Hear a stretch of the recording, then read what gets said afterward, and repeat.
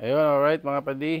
Yan, so update tayo dito sa ating GSR na for engine refresh, and may mga gagawin tayo sa under chassis and sa aircon.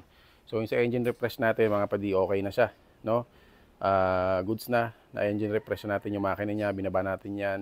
Tapos ngayon na-install na natin and okay na tayo sa makina mga padi. Goods na andar niyan. Ngayon, proceed naman tayo sa next na ni Bossing. Pauwi kasi si Bossing from Dubai ngayong June. So target niya, pag-uwi niya, ito ang gagawin niyang service, kaya pinapakondisyon talaga to ni Bossing, no? Ngayon sa aircon aircon naman tayo. Ayan, na pull out na natin mga padi yung mga aircon parts niya. So yung compressor ni Bossing black oil na. Yung system niya actually black oil na. Yung ano niya, yung aircon system niya, kaya talaga mahina na rin lumamig. Tapos bukod doon, naka serpentine type siya na evaporator. Tapos yung condenser niya talaga marami na rin black oil mga padi. And yun nga, sabi nga ni Bossing, palitan na din lahat ng aircon parts niya ng brand new, no? Ayan. So ito yung mapapalit natin. Ito yung kanyang evaporator. Upgrade na natin sa to laminated type mga padi. Yan, laminated type na. And then compressor niya, ayan, mid air, brand new. Pati yung kanyang condenser mga padi. Yan, brand new na rin. Siyempre, SOP natin kapag mga ganyan, pati receiver dryer, papalitan natin, and expansion valve mga padi. Yan. So, gagawin natin to ngayon para sure ball na pag uwi ni Bossing galing ng Dubai, talaga namang malamig ng aircon niya, kondisyon ng makina. Tapos, checkin din natin yung pang-ilalim ni Bossing sa likod. Tapos, shock mounting daw. Papalitan din natin yung shock mounting ni Bossing yan. Tagilid na rin naman talaga. Tabingi na, kabilaan.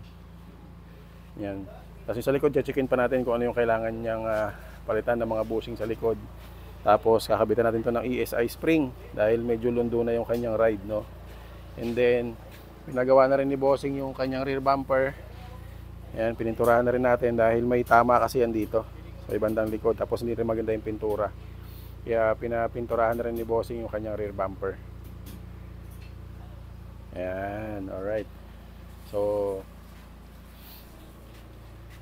gawin na natin tong aircon ni Bossing para maano na natin yung lamig niya. Siguradong malamig na to mga padi.